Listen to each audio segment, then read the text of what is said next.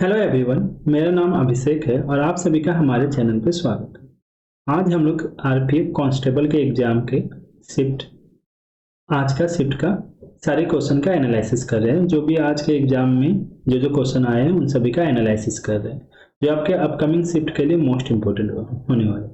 चलिए आगे बढ़ते हैं। अगर आपको वीडियो अच्छा लगे तो दोस्तों के साथ शेयर जरूर कीजिएगा। और ये सारे के सारे क्वेश्चन आज के शिफ्ट में आए हुए हैं। ये थोड़ा मोड़ा डाटा ही चेंज है, बाकी मोस्ट ऑफ द क्वेश्चन आज के शिफ्ट में आए हुए क्वेश्चन है। ठीक, चलिए आगे बढ़ते हैं। एक सेकेंड।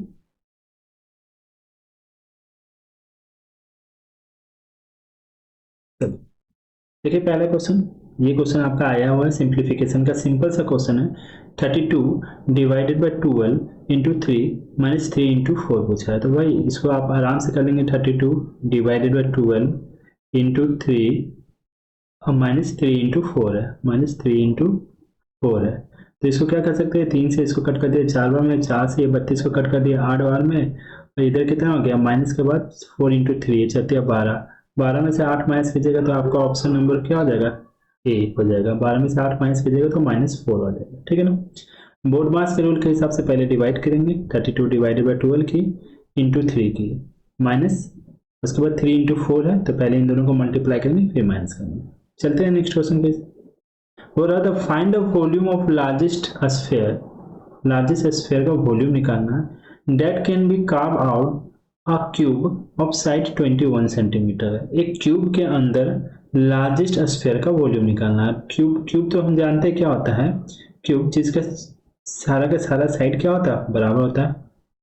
और क्यूब में टोटल कितने साइड होते हैं, 6 साइड होते हैं। ठीक ना। तो एक क्यूब में से हमको लार्जेस्ट स्फीयर निकालना है। तो भाई क्यूब का साइड अगर 21 सेंटीमीटर दिया हुआ है तो इसके अंदर जो लार्जेस्ट स्फीयर बनेगा उसका भी डायमीटर कितना होगा, भाई डायमीटर आपका 21 सेंटीमीटर होगा। और डायमीटर 21 सेंटीमीटर होगा तो रेडियस कितना हो जाएगा, तो रेडियस हम जानते हैं डायमीटर का हाफ होता है 21/2। तो आपसे वही पूछा है क्या कि लार्जेस्ट स्फीयर का वॉल्यूम बताना। तो वॉल्यूम का फॉर्मूला जानते हैं स्फीयर का, 4/3 पाई आर क्यूब। और आर कितना है यहाँ पे 21/2 का क्या हो जाएगा, क्यूब कर देंगे। चलिए सॉल्व कर देते हैं। तो 4/3 पाई का वैल्यू हम कितना लिख सकते हैं, 22/7। ऊपर में हो जाएगा 21 का क्यूब और नीचे 2 का क्यूब। 2 का क्यूब कितना होता है 8। तो देखिए यहाँ 7 और 3 है, 7 कितना होता है 21। यहाँ 21 का क्यूब है तो यहाँ से एक 21 कट जाएगा तो बचेगा कितना ऊपर में पावर, 21 का स्क्वायर बचेगा। ठीक है। यहाँ से 4 से ये 8 को कट कर दिए 2 बार में, ये 2 से ये 22 को कट कर दिए 11 बार में। तो आपका बचा है 11 इंटू 21 का स्क्वायर। 21 का स्क्वायर कितना होता है 441। इसको मल्टीप्लाई कर देंगे तो 1 5 4 4 8 4851, that is option number C आपका हो जाएगा। ठीक है। नेक्स्ट क्वेश्चन की ओर बढ़े। बोला the product of two number is 2028। 2 number का प्रोडक्ट है 2028 और उसका HCF 13 है। तो आपको LCM निकालना है। तो हम लोग HCF LCM में जानते हैं कि HCF into LCM equal to product of two number होता है, यानी N1 इंटू N2। और यहाँ पे product of two number already दिया हुआ है कितना, 2028 दिया हुआ है, N1 इंटू N2 का मल्टीपल। आपका HCF भी दिया हुआ है 13 है, तो HCF 13 इधर दिया हुआ है तो इक्वल टू के इधर भेजेंगे तो क्या होगा, डिवाइड में हो जाएगा। तो आपको LCM निकालना है। चलिए कट कर देते हैं। 13 से कितना बन जाएगा, 1 7 बचा, 13 25 65, 7 13 6 78, यानी आपका आंसर हो जाएगा 156 बार में कैंसिल हो गया। ठीक है। अगला क्वेश्चन देखते हैं। क्या बोल रहा, the mark price of TV set is ₹18,500। 18,500 रुपये एक टीवी सेट का मार्क प्राइस है। मार्क प्राइस किसको बोलते हैं, अंकित मूल्य, जो टैग लगा हुआ होता है। ठीक ना। अब क्या बोल रहा है, if the dealer allow 2 successive discount. Dealer कितना डिस्काउंट दे रहा है, 2 को, एक 20% का एक 5% का। तो how much is TV available और how much is TV available, मतलब कितने रुपए में अब टीवी अवेलेबल है। तो भाई आपका दाम लिखा हुआ है 18,500 रुपया और आप हमेशा डिस्काउंट किस पे देते हैं, मार्क प्राइस में। Mark price 18,500। पहला डिस्काउंट कितने परसेंटेज का दिए, 20% का। तो डिस्काउंट जो भी देते हैं ना तो 100 में माइनस करके लिखते हैं। तो 100 में 20 माइनस करेंगे तो कितना होगा, 80/100। फिर डिस्काउंट देने के बाद फिर से आप एक डिस्काउंट दिए कितना प्रतिशत का, 5% का। तो 5% का डिस्काउंट दिए यानी 100 में कितना 5 माइनस करेंगे, 95/100। 100 ऐसे लिख सकते हैं। ये 0 0 कट गया, यहाँ से एक 0 और कट गया, ये 0 कट गया। 5 से कट कर देंगे, ये 2 बार में हो जाएगा। 5 से कट कर देंगे तो ये 19 बार में हो जाएगा, कट जाएगा 19 बचे 95। 2 से ये कट गया 4 बार में, ठीक है। मल्टीप्लाई कर लेते हैं 185 इंटू 4, 5 चौके 20, 2 18 चौके 72, 73 74, 740 इंटू 19 हो गया। फिर मल्टीप्लाई कर देते हैं 19 चौक 76, 7 95 19 19 7 133 133 और 7 140 14060। That is option number D. Simple सा क्वेश्चन है, मार्क पास में डिस्काउंट से रिलेटेड आपका क्वेश्चन। अगले क्वेश्चन की ओर बढ़ते हैं, देखिए कैसा क्वेश्चन। देखिए ये क्वेश्चन क्या है, टाइम इन वर्क का है। देखिए बोला A and B can do piece of work in 9 days. देखो ये क्वेश्चन में ऑप्शन नहीं है, क्योंकि मेरे पास जो क्वेश्चन आया हम जल्दी से उसको अरेंज करते गए, कुछ किसी का आंसर ऑप्शन मतलब आंसर हम सेट नहीं कर पाए। चलिए कोई बात नहीं, इसको बनाते हैं। A and B can do piece of work 9 day and 15 day. A कितना दिन में कार्य को कर रहा, 9 दिन में। अब बी कितना दिन में कार्य को कर रहा, 15 डेज में। If they work together then the work will be completed. तो ये तो आपका टाइम दिया हुआ, टाइम इन वर्क में हमको मालूम है ये दोनों का टाइम है, तो हम लोग क्या टोटल वर्क को मान लेते हैं। टोटल वर्क क्या मानेंगे, इन दोनों का एलसीएम ले लेंगे, 9 और 15 का एलसीएम, तो कितना हो जाएगा 45। ये आपका कितना हो गया टोटल वर्क। टोटल वर्क में टाइम से डिवाइड कर देंगे तो एफिशिएंसी आ जाएगा। 45 में 9 से डिवाइड करेंगे तो 9 बचे 45, और 15 से डिवाइड करेंगे तो 3 बार में। तो बोला दोनों मिलकर काम करेगा, दोनों मिलकर काम करेगा तो टोटल वर्क में टाइम से डिवाइड की तो ये एफिशिएंसी आ गया। एफिशिएंसी बोले तो कार्य करने की क्षमता। जब दोनों मिलकर करेगा तो दोनों का एफिशिएंसी ऐड हो जाएगा, यानी 5 दिन 8 हो जाएगा। 8 के एफिशिएंसी से कितना काम करना है, 45 काम करना है, तो टाइम निकलेगा। टाइम इक्वल टू होता है वर्क जो 45 करना है, और कितना के एफिशिएंसी से, 8 के एफिशिएंसी से। तो आपका आंसर हो जाएगा 45, 5/5/8। सब डेज में था तो डेज हो जाएगा आपका आंसर, ठीक है। चलिए नेक्स्ट क्वेश्चन में चलते हैं। हाँ ठीक है, चलिए क्या बोल रहा है, sum was invested at 20% simple interest per annum. कोई राशि को 20% की दर से इन्वेस्ट किया गया, और उसमें जो अमाउंट मिल रहा है ना 2880 आफ्टर 4 ईयर, 4 सालों के बाद इतना अमाउंट मिल रहा है, ठीक है। तो बोल रहा what is the simple interest. तो बोला सिंपल इंटरेस्ट क्या होगा, on the same sum at the same rate for 2 year. उसी राशि पे उतने ही समय के लिए, नहीं उसी राशि पे उतनी ही दर से 2 सालों के लिए। तो देखिए पहला केस में आपको क्या दिया हुआ, पहला कंडीशन में आपको अमाउंट दिया हुआ है, रेट ऑफ इंटरेस्ट दिया हुआ है और समय दिया, आपको प्रिंसिपल निकालना है। तो लेट कर लेते हैं, आपका प्रिंसिपल कितना है, लेट प्रिंसिपल हम लोग मान लेते हैं 100। जब प्रिंसिपल 100 रुपया होता है तो सिंपल इंटरेस्ट क्या हो जाता है ना, आर इंटू टी होता है, सिंपली आर इंटू टी। तो सिंपल इंटरेस्ट निकाल लेते हैं, तो आर कितना है 20%, ठीक। और टाइम कितना है 4, ठीक है ना, 4 ईयर के लिए। तो कितना हो गया सिंपल इंटरेस्ट 80 रुपया हो गया। और यहाँ पे अमाउंट्स दिया हुआ 2880, तो चलो सिंपल इंटरेस्ट निकल गया तो अमाउंट भी निकाल ले। अमाउंट इक्वल टू होता है प्रिंसिपल प्लस सिंपल इंटरेस्ट, ठीक ना। तो प्रिंसिपल हम लोगों ने कितना माना था 100, और सिंपल इंटरेस्ट कितना आया 80, तो अमाउंट आपका हो गया 180। 180 इक्वल टू हम लोग कितना लिख सकते हैं 2880 लिख सकते हैं क्या डायरेक्ट, 180 इक्वल टू 2880, क्योंकि यही आपका अमाउंट है। तो यहाँ से हम लोग प्रिंसिपल निकाल लेंगे, 2880 डिवाइडेड बाई 180 इंटू 100 कर दें, यहाँ से आपका प्रिंसिपल आ गया, ये 0 कट गया, ठीक ठीक। अच्छा प्रिंसिपल निकालने की जरूरत नहीं है, प्रिंसिपल निकालने की जरूरत नहीं है, यहीं पे रुकते हैं एक सेकंड। तो बोल रहा what is the simple interest on the same sum at the same rate for 2 year. तो अब बोला सिंपल इंटरेस्ट निकालिए उसी सम पे, सम कितना है आपका 100 रुपया ही है, चलो माने जो सेम रेट पे लेकिन 2 सालों के लिए। तो सिंपल इंटरेस्ट क्या होता है आपको पता है, आर इंटू टी होता है। आर आपका है 20% और इस पर समय कितना है 2 सालों के लिए, तो कितना हो जाएगा 40। What is the simple interest on the same sum at the same, यानी आपको 40 का वैल्यू निकालना है। आपको प्रिंसिपल निकालने की जरूरत नहीं है, यहाँ पे 100 निकालने से फिर दोबारा मेहनत करना पड़ेगा, 40 का वैल्यू निकालना है। तो 1 0 कैंसिल हो गया, चलो यहाँ से कट कर देते हैं, 9 से कट हो जाएगा, 9 दूनी 18, ये 288 को कट करेंगे, 9 10 27, 1 28, 9 दूनी 18, ये 2 से कट हो जाएगा, ये 32, 16 बार में, और 16 चौके 64, 640। That is option number C. 100 निकाल के भी बनाया जा सकता था, लेकिन प्रिंसिपल निकलता है, प्रिंसिपल निकालने के बाद आपको दोबारा से इंटरेस्ट निकालना पड़ता है 2 सालों का। क्लियर है, चलिए नेक्स्ट क्वेश्चन, अगला क्वेश्चन देखते हैं।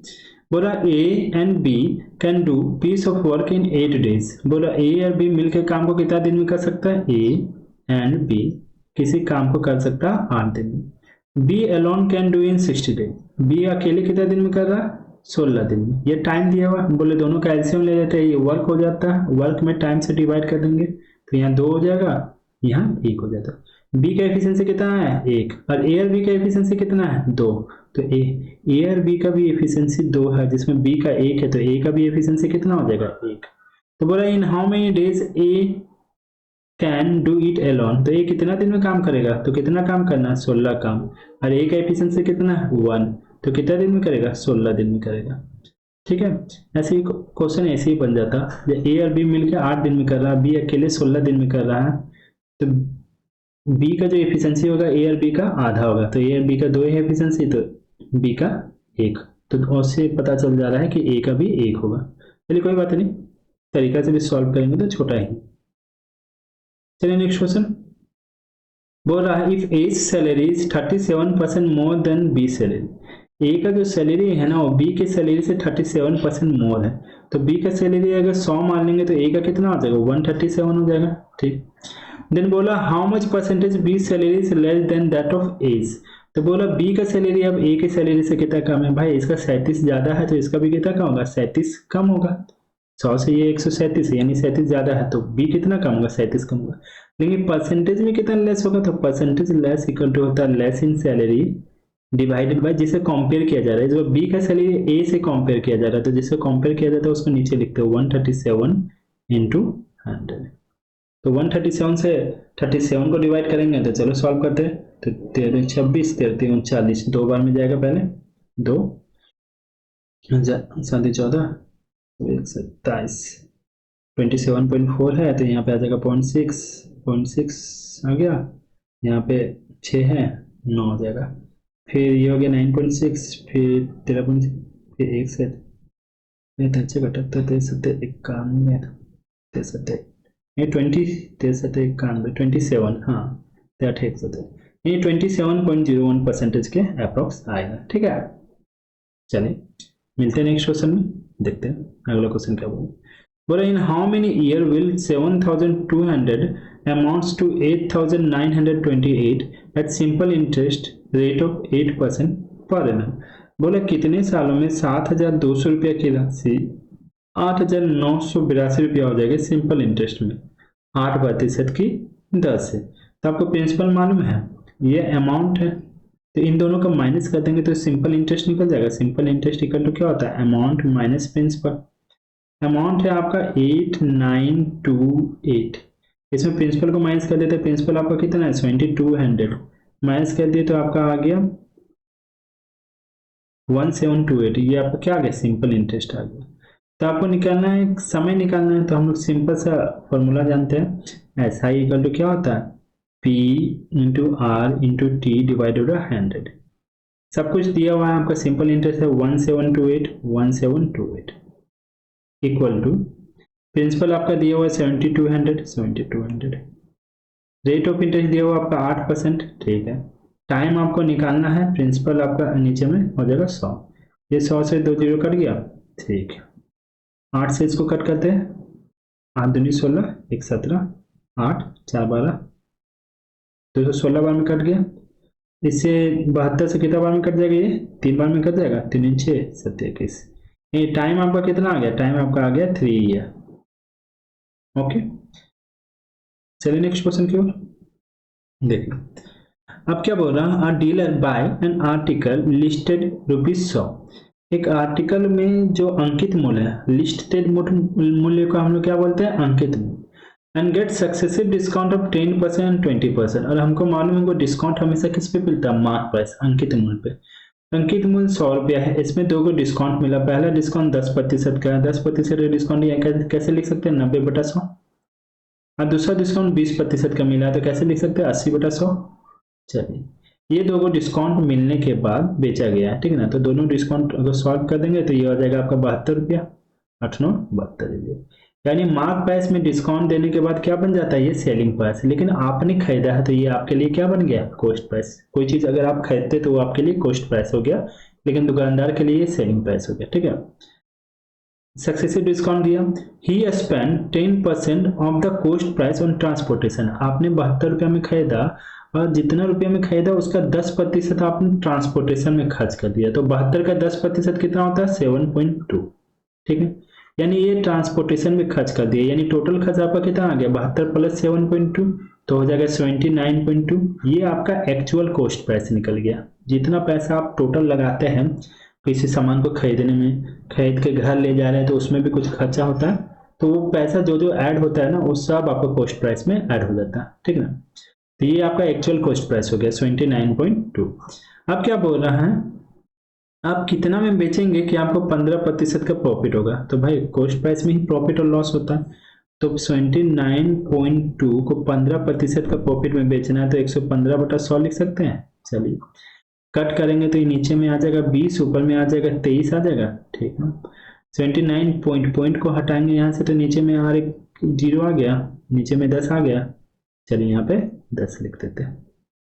ठीक है, अब कट करते हैं, यहाँ 20 है ना, 20 का 0 यहाँ पे लिख देते हैं, ये 10 के साथ मल्टीप्लाई कर देते हैं और ये 20 का 0 वहाँ चल गया। 2 से 792 को कट कर देंगे तो 2 6 2 9 18 यानी 396। तो आपका आंसर हो जाएगा कुछ इस तरह। अच्छा 396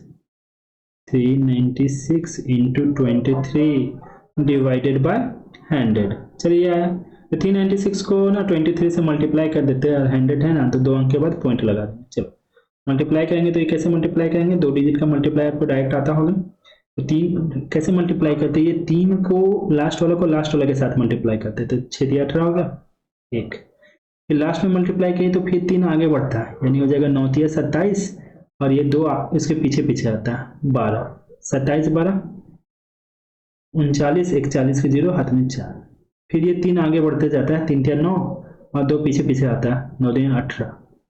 तो 18 और 9 27, 27 4 31 के 1 हाथ में 3। फिर 3 दूनी 6 6 7 8 9, यानी आपका हो जाएगा 9108 डिवाइडेड बाय 100। 100 करेंगे तो आ जाएगा आपका 91.08। That is your answer. ठीक है, 91.08।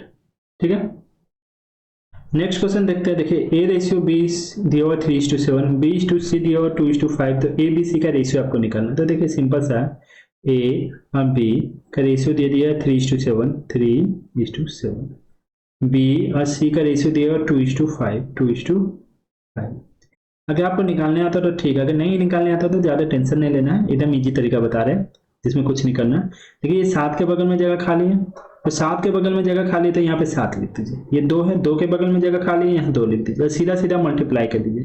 तो यहाँ पे हो जाएगा 7 × 5 = 35, यहाँ पे 7 दूनी 14, यहाँ पे 3 दूनी 6। तो आपका रेशियो क्या आ गया, 6:14:35। जिसके बगल में जो जगह खाली है वहां पे वो लिख दीजिए और सॉल्व कर दीजिए। ठीक है, आगे चलें। बोला a 150 metre long train process a man walking at a speed of 4 km/h in opposite direction in 25 seconds. What is the speed of train? तो देखिए एक ट्रेन ना एक आदमी को पार कर रहा है, और जब कोई ट्रेन किसी आदमी को पार करता है तो अपना ही दूरी तय करता है, यानी डिस्टेंस यहाँ पे कितना है, तो भाई डिस्टेंस यहाँ पे है, डिस्टेंस इक्वल टू लिख सकते हैं 150 मीटर। डिस्टेंस इक्वल टू क्या होता है, स्पीड इंटू टाइम। तो स्पीड ट्रेन का तो निकालना है नहीं मालूम, और ट्रेन किसको ओवरटेक कर रहा है, आदमी को। ठीक है, तो आदमी का स्पीड कितना है, 4 km/h, और दोनों अपोजिट डायरेक्शन में जा रहे हैं तो स्पीड ऐड हो जाएगा, यानी s+4। Process a man walking speed 4 km/h in opposite direction. तो ये distance equal to speed into time होता है। टाइम कितना, तो 25 सेकंड में। तो भाई 20 यहाँ पे 25 लिख देते हैं। अब बोलेंगे सर यहाँ 25 लिखे बीच में जगह क्यों छोड़े, तो s+4 है। ठीक है, ये km/h में है, हमको क्या निकालना, अच्छा छोड़ो, यहाँ पे 25 यहीं पे रहना था। ठीक है ना, तो ये distance equal to speed into time हो गया। टाइम को इधर भेज देंगे तो स्पीड इक्वल टू कितना होगा, s+4। Speed equal to direct लिख सकते हैं डिस्टेंस अपॉन टाइम, 25 इधर आएगा। तो ये क्या मीटर पर सेकेंड है। ठीक है ना, तो 25 से कट कर देंगे तो ये 6 बार में कट गया, तो ये क्या आ गया आपका आंसर, मीटर पर सेकेंड। मीटर पर सेकेंड है ना, तो इधर km/h है तो इसको भी km/h निकाल दीजिए। तो किलोमीटर पर आवर से करने के लिए 5/18 से मल्टीप्लाई करते हैं, यहाँ 18/5 से आपको मल्टीप्लाई करना पड़ेगा, मीटर पर सेकेंड है, ठीक ना। ठीक है, चलो 18×95 18 108, 108 डिवाइडेड 5 कर देंगे तो 5 × 10 5 के 5 6 7 8 21.6 हो गया। तो s + 4 का वैल्यू 21.6 हो गया, तो s का वैल्यू कितना हो गया 17.6, हाँ that is 17.6 kilometre per hour. ठीक है, सिंपल सा क्वेश्चन है। ऐसा क्वेश्चन रोज हम लोग करवा रहे हैं, चूंकि जो हम पढ़ा रहे हैं तो रोज ऐसा क्वेश्चन करवा रहे हैं, तो हमको लगता है इस टाइप का क्वेश्चन आप लोगों को आता होगा, तो कोई दिक्कत नहीं होगा। रेलवे के सीरीज में हम लोग इसी तरह का क्वेश्चन तो रोज सॉल्व कर रहे हैं टॉपिक वाइज। ठीक है, चलिए आगे बढ़े। क्या बोल रहा है, 2 train of equal length are running on parallel line. 2 train है, दोनों का लेंथ बराबर है, इक्वल है, ठीक है ना, पैरेलल लाइन में चल रहा है। किस डायरेक्शन में, in the same direction at a speed of 66 kilometre per hour and 39 kilometre per hour. एक का स्पीड है 86 किलोमीटर पर आवर, दूसरे का 39 किलोमीटर पर आवर। तो बोला the faster train passes the slower train in 24 second, तो length of each train बताना है। तो भाई यहाँ पे डिस्टेंस क्या होगा ना, जब एक ट्रेन दूसरी ट्रेन को पास करती है ना, तो जो डिस्टेंस होता है वो दोनों ट्रेन का लेंथ को ऐड कर देते हैं। और यहाँ पे दोनों ट्रेन बराबर लेंथ का है, तो पहला का भी एल होगा, दूसरा का भी एल होगा, तो डायरेक्टली 2l लिख ले डिस्टेंस। हाँ, डिस्टेंस इक्वल टू कितना क्या होता है, स्पीड इंटू टाइम होता है। भाई दोनों सेम डायरेक्शन में जा रहा है तो रिलेटिव स्पीड क्या होगा ना, 66 में 39 माइनस कर देंगे, ठीक है, तो 9 7 16 देंगे 4 5, यानी 27 kilometre per hour. Kilometre per hour है तो यहाँ पे 5/18 से मल्टीप्लाई कर दो, मीटर पर सेकंड में कन्वर्ट कर देते हैं। ये आपका हो गया टोटल स्पीड, और टाइम कितना दिया हुआ 24 सेकंड। ठीक है, कट कर देते हैं, 9 से 2 बार में, 9 से 3 बार, 2 से कितना बार में ये कट जाएगा, 12 बार में, तो 12 5 60 6 18, यानी 2l का वैल्यू कितना हो गया 180। तो एक ट्रेन का लेंथ कितना हो गया 90। ये दोनों ट्रेन का लेंथ बराबर था, तो पहला का भी 90 और दूसरा का भी 90। That is option number A. ठीक है, देखिए ये देखिए रिकरिंग वाला आया था क्वेश्चन, 0.093 है। तो भाई रिकरिंग वाला केस में आपको याद रखना होगा 0.093 है, तो इसको कैसे लिखते हैं, बार किस में है 9 और 3 में, 93 में है, तो आप इसको सिंपली लिख सकते हैं 93 डिवाइडेड बाय जितना नंबर में बार है उतना 9 देंगे, तो 9। देखिए पॉइंट के बाद एक्चुअली में है 3 नंबर, लेकिन बार कितने नंबर पे है, 2 नंबर पे है, और एक नंबर पे बार नहीं है। जितना नंबर पे बार नहीं रहता वहां पे 0 लिख देते हैं, और बाकी जितना नंबर पे बार रहेगा उतना 9 लिखेंगे, ठीक है ना। उसी तरह 0.23 इसको क्या लिख सकते हैं, तो भाई इसको लिख सकते हैं 23 डिवाइडेड बाय 99। ठीक है भाई, दोनों को ऐड करना था तो यहाँ पे भी दोनों को ऐड कर दे, तो 23 डिवाइडेड बाय 99। नीचे एलसीएम ले लेंगे 990 और 99 का, तो 990 ही आ जाएगा, इधर तो 93 ही रहेगा। 99 से 990 10 बार में आता है, तो प्लस इधर कितना आ जाएगा 230, ऐड कर दीजिए 3 9 3 12, 323 divided by 990, that is option number A. ठीक है, सिंपल सा क्वेश्चन है। देखिए क्या बोल रहा है, x vary inversely as y³ - 1। देखो ये क्वेश्चन बड़ा अच्छा सा है, x है ना, तो इनवर्सली प्रोपोर्शनल का साइन होता है, कैसे, तो इनवर्सली मतलब डायरेक्टली होता है तो सीधा में लिखाता है, इनवर्सली होता है तो उल्टा लिखाता है, विथ क्रमानुपाती हिंदी में बोलते हैं, y³ - 1। तो x inversely proportional to y³ - 1, तो जब इनवर्सली प्रोपोर्शनल का साइन हटाएंगे तो एक कांस्टेंट आएगा, कांस्टेंट को k लिखते हैं, यहाँ पे y³ - 1 लिखते हैं, and is equal to 3। x का वैल्यू कितना है 3 है, जब y का वैल्यू 4 है, तो इसमें पुट कर देते हैं, x का वैल्यू 3 है, जब y का वैल्यू 4 है, तो y का वैल्यू 4 पुट करेंगे, 4 का क्यूब 64, 64 - 1 यानी 63 हो जाएगा। तो यहाँ से हम लोग k का वैल्यू सिंपली आ गया, k का वैल्यू आ गया 63 × 3, कोई बात नहीं। अब बोल रहा है फाइंड x का वैल्यू निकालना जब y का वैल्यू 6 है, तो फिर से इसमें पुट करते हैं, तो x का वैल्यू निकालना है, x को x लिखते हैं, k का वैल्यू आपको पता चल गया ना, इसमें पुट करना है, k का वैल्यू आपका हो गया 63 × 3 डिवाइडेड बाय y कितना है 6 का क्यूब कितना होता है 216, 216 में से 1 माइनस करेंगे कितना हो जाएगा 215, ठीक है ना। ठीक है, चलो सॉल्व करते हैं हम, 215 और यहाँ तो नहीं कटने वाला, 3 3 9 6 18, 189 डिवाइडेड बाय 215, आपको 189 डिवाइडेड 215, ऑप्शन नंबर बी। ठीक है, देखिए what will be the remainder when 111 का पावर 2024, ये पावर में है, ठीक ना, ऊपर में, डिवाइडेड बाय 112। तो देखिए 111 का पावर है 2024 को डिवाइड करते हैं 112 से, तो भाई उतना टेंशन मत लो। 111 को अगर आप 112 से डिवाइड कीजिएगा तो रिमाइंडर कितना आएगा, -1। अब -1 का पावर कितना है वो मैटर नहीं करता, पावर इवन है कि ऑड है, तो इवन है, तो पावर जब इवन रहता है ना तो माइनस का साइन खत्म हो जाता है, यानी कितना आ गया, +1, यानी आपका आंसर कितना हो गया, +1, सिंपल। ठीक है, नेक्स्ट क्वेश्चन चलते हैं। Find the surface area of a sphere which diameter is equal to 92। Surface area sphere का निकालना है जिसका डायमीटर 92 है, डायमीटर 92 है तो रेडियस कितना हो जाएगा, रेडियस हो जाएगा 92 डिवाइडेड 2, यानी 2 चौके 8, 2 छक 12, रेडियस 46 हो गया। आपको सरफेस एरिया स्फीयर का निकालना है, तो स्फीयर का सरफेस एरिया का फॉर्मूला कितना होता है, 4πr² होता है।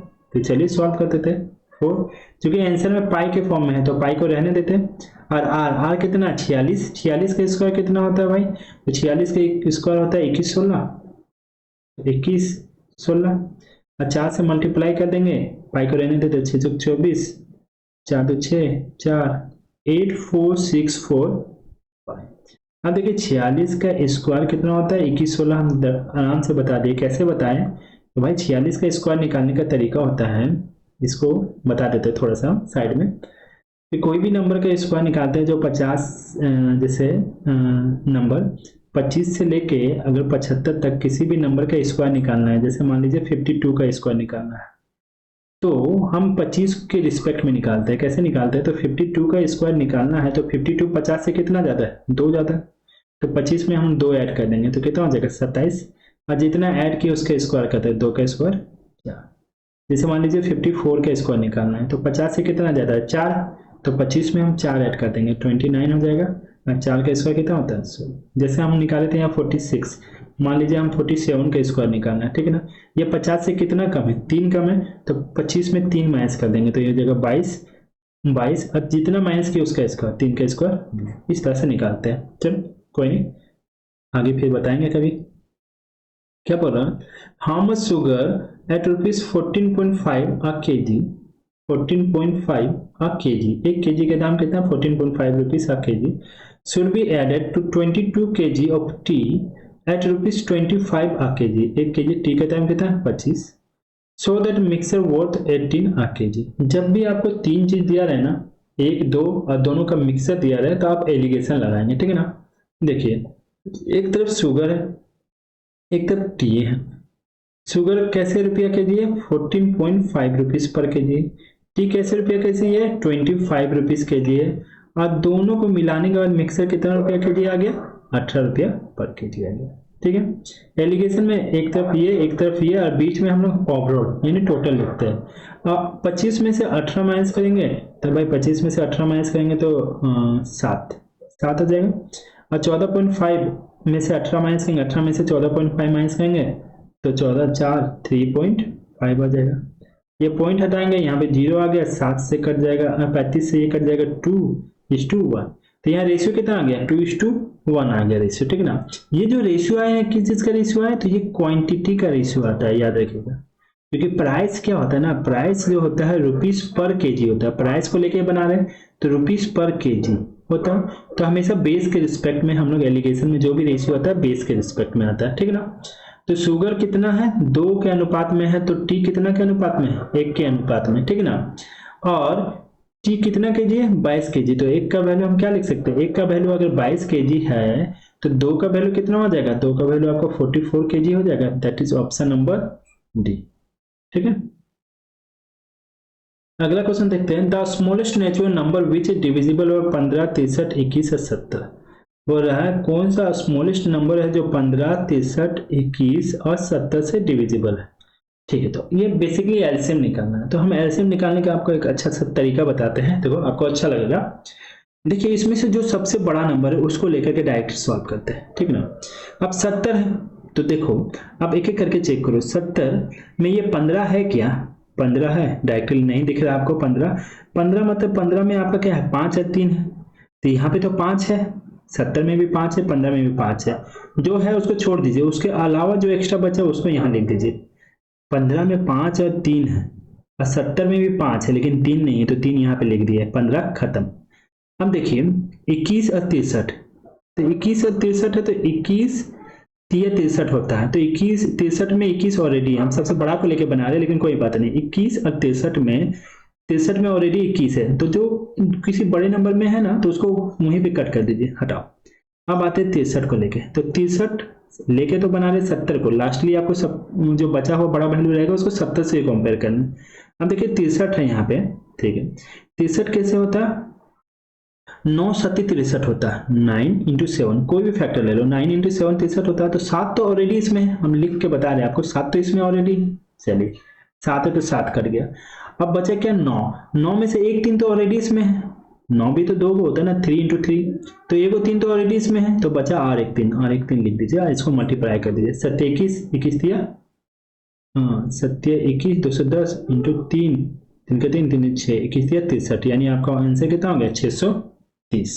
ठीक है, चलिए थैंक यू, मिलते हैं नेक्स्ट क्लास में और भी क्वेश्चंस के साथ कल। अगर आप एग्जाम देने जा रहे हैं तो इन सब क्वेश्चन को एटलीस्ट देख जरूर लीजिएगा, 2x का स्पीड में भी देख लीजिए, क्योंकि मोस्ट ऑफ द क्वेश्चन आपको आते हैं। चलिए थैंक यू, अगर आपको वीडियो अच्छा लगे तो दोस्तों के साथ शेयर जरूर करें, मिलते हैं नेक्स्ट क्लास में, बाय बाय।